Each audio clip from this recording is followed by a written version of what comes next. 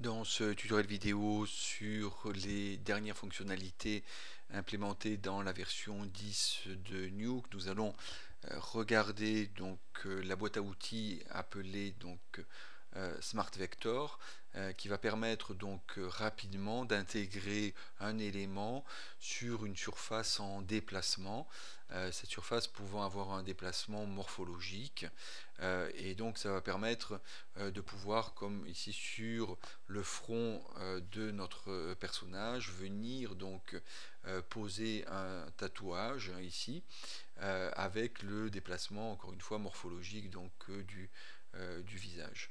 Ok, donc on va venir travailler sur la notion de déplacement dans l'image, donc avec le node Smart Vector qui va scanner l'image frame by frame pour obtenir une définition du déplacement des différentes parties de l'image, et on va pouvoir à partir de cette définition là pouvoir venir appliquer cette transformation élaborée et calculée, l'appliquer sur un élément extérieur à l'image pour pouvoir l'intégrer dans cette image. Voilà un peu le processus ici, qui est relativement simple à mettre en œuvre et qui peut fonctionner sur des séquences assez simples, pas trop compliquées, pour le mettre en place une fois, mais on verra dans les prochains tutoriels que on peut aussi mettre en place pour une même séquence plusieurs fois en référence le même tatouage par exemple, ou la même forme que l'on veut intégrer, de telle manière de pouvoir ajuster dans le temps la position de ce tatouage. Par exemple, on a ajusté, on va le voir en détail, à la frame 32 ici le tatouage. Ce qui se passe avant et après, ça se passe, il faut le caler relativement bien. Ensuite, on a des petits défauts qui peuvent apparaître latéralement ici sur les bords au début du temps, mais plutôt vers la fin du temps où on a un petit décalage qui s'opère ici, qui s'opère entre le tatouage et le visage.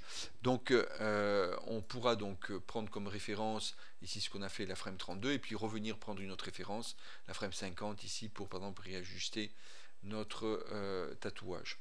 Ok, regardons le processus simple pour une solution simple ici. On va venir prendre le footage d'origine ici, et on va venir mettre le Smart Vector. Donc au départ on met le Smart Vector tout seul, ok. On va le chercher, Smart, voilà, Vector, ici, et on va venir le positionner. On a une entrée screen, c'est assez simple, screen ici, et ce Smart Vector, la première chose qu'il faut faire, c'est faire le calcul, le render, ce qu'on appelle ici dans le render, dans le Smart Vector, on voit on a render, et on va venir sortir une série d'images, de calculées, au format EXR. Pourquoi EXR? Parce qu'il faut que ça contienne plusieurs layers, et dans un des layers, eh bien, on va avoir un layer qui va s'appeler Smart Vector, qui va contenir l'information de la déformation morphologique de l'image, ici le déplacement de différentes parties de l'image ici. Donc on n'a pas tellement de paramètres ici à traiter sur le Smart Vector. On a juste le range ici qui est défini par exemple entre 1 et 60, le vector detail ici qui est par défaut à 0,3 et que l'on va pouvoir pousser au maximum à 1 pour avoir beaucoup plus de détails.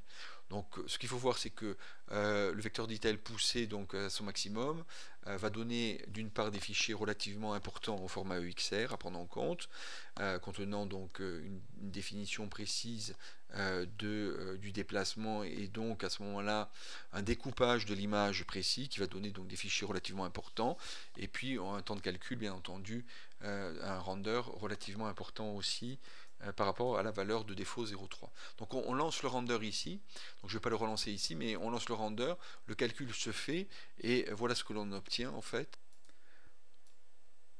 Donc on va obtenir une série donc, de fichiers EXR dont on voit la taille qui peut être relativement importante selon les détails, donc 25, 50, 30 MO, 10 MO, et ainsi de suite, donc un par frame ici.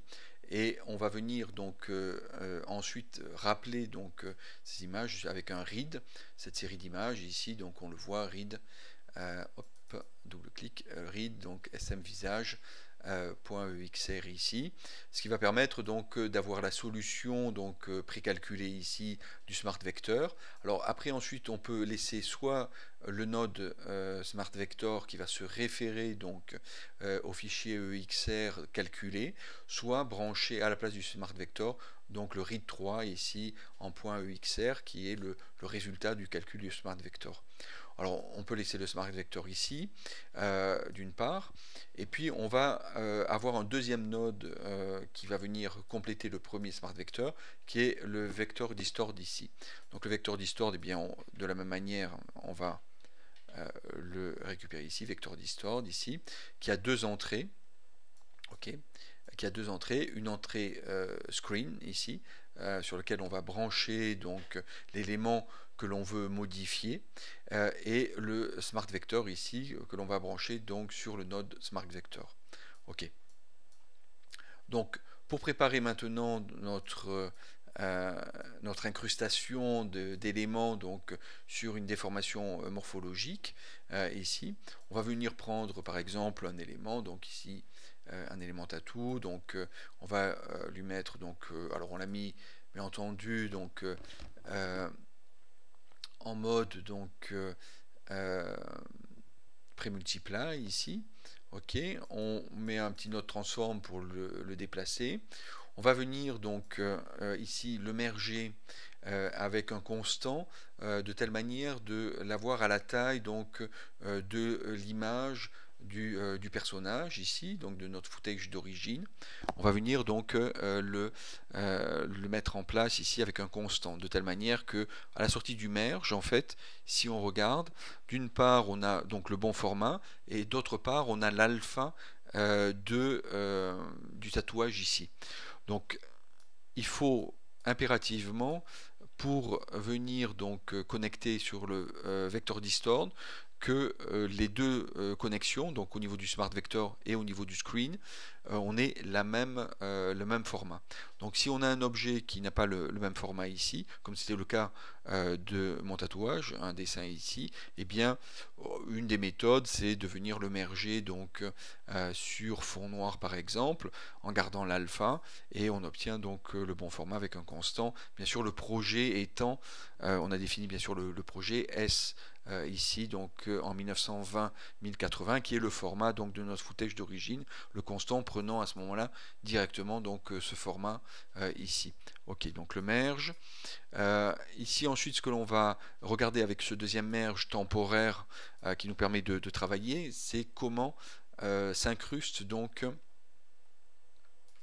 ok, on va appuyer sur A, voilà, et on va venir à la frame 32, la frame que l'on considère de référence ici, qui nous paraît la plus intéressante pour venir poser donc notre élément ici. Et donc on va utiliser donc un deuxième merge classique, merge over, avec le footage d'origine ici, et puis on va venir donc redimensionner avec le node transform, redimensionner, repositionner, voilà, à l'endroit exact que l'on veut, mettre un peu en rotation pour positionner le motif. Après on verra comment on peut le transformer du point de vue colorimétrique. Et donc après avoir positionné ça, eh bien on va venir redébrancher donc le merge au-dessus, le merge over donc du tatouage. Ok, on peut débrancher l'autre aussi ici. Et puis on va venir rebrancher donc le merge over sur ici le vector distort. Alors on va brancher le screen ici et le smart vector ici pour avoir donc le vector distort qui fonctionne. Ok. Et donc voilà le résultat qu'on obtient ici. On va retrouver donc notre tatouage ici. Alors j'ai enlevé les corrections colorimétriques que l'on enclenchera. Donc ici on va du merge directement sur le vector distort avec le smart vector qui lui est connecté toujours donc au footage d'origine ici. Ok.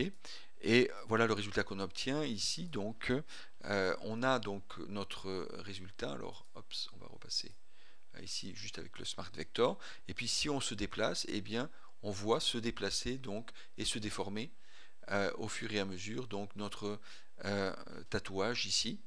Okay, et dans l'autre sens, donc en remontant dans le temps, okay, on voit que maintenant le tatouage donc se déplace sans qu'on ait rien d'autre à faire ici. Voilà. Ok. On revient sur la frame de référence ici. Et donc maintenant on va pouvoir éventuellement apporter une correction colorimétrique, alors assez classique avec un color correct au départ pour teinter de brun donc le tatouage dans les hautes couleurs. Ensuite on va utiliser un light warp qui va nous permettre donc de travailler donc la colorimétrie sur le bord pour le raccorder à la peau, et puis un edge blur pour blurrer donc le bord du tatouage. Ici donc le vector distort. Donc à la sortie du vector distort, voilà ce que l'on obtient. On obtient donc le tatouage comme ça. On va rajouter un haut flow pour le blur ici, et puis on va venir donc mixer le footage d'origine et le tatouage avec un merge classique ici, mate, pour obtenir le résultat que l'on voit ici. Donc ok, voilà. Et ensuite on a mené 2-3 corrections pour un résultat final que l'on voit maintenant ici, que l'on peut lire directement avec donc le read ici, résultat donc du calcul avec un write. Donc ici voilà, et donc on a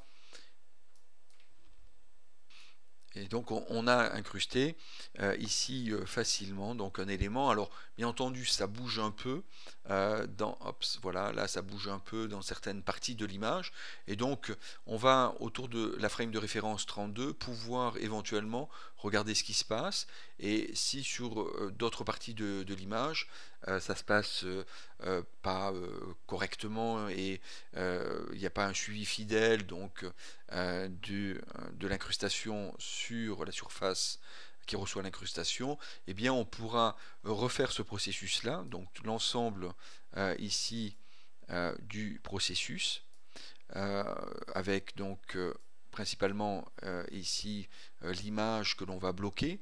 Donc on l'a bloqué en 32, mais on viendra donc la bloquer avec un nouveau vector distort. On refera donc ce pipeline là que je sélectionne principalement avec le vector distort pour mettre une référence frame, comme on voit ici, référence frame, pour mettre une référence frame différente. Ok, sur le vector distort, on n'a pas trop parlé donc des paramètres. Alors notamment il y a des paramètres de filtrage. Il y a un paramètre de frame distance qui permet de limiter donc le calcul du warp de la déformation si on sait qu'on aura une déformation qui se fait un peu lentement, et donc à ce moment là on pourra gagner donc avec un frame distance en venant cumuler plusieurs frames, 3, 4, 5 frames pour aller plus vite dans le calcul. Et enfin, donc, dans les outputs, on a 3 possibilités. On a vu la première, Warped Screen, ici. On a les STMAP aussi, STMAP inverse, qu'on verra dans d'autres tutoriels. Ici, en termes de sortie, puis les sorties classiques. Après, un max channel, si on voulait masquer, on le verra dans un prochain tutoriel. Et aussi le warp en partie ici. C'est pas trop le cas ici, puisqu'on est sur fond blanc, enfin uniforme. Donc, on n'a pas de masque ici à réaliser. Ok, donc voilà ici donc une première approche donc du Smart Vector qui nous permet de voir comment on peut mettre ça en place. On peut encore une fois construire des pipelines plus compliqués, plus complexes, en dupliquant donc le pipeline, la ligne donc du Smart Vector, et en venant donc utiliser une référence frame différente de la première, de telle manière de pouvoir ajuster dans les différentes parties du temps de l'image, du temps du footage, le tatouage que l'on veut mettre en place pour être beaucoup plus précis. Et notamment ici on voit qu'à la fin on a un petit décalage, et on a tout intérêt à venir rechercher donc vers 48, 47, 50 un nouveau donc frame de référence pour la fin donc du footage.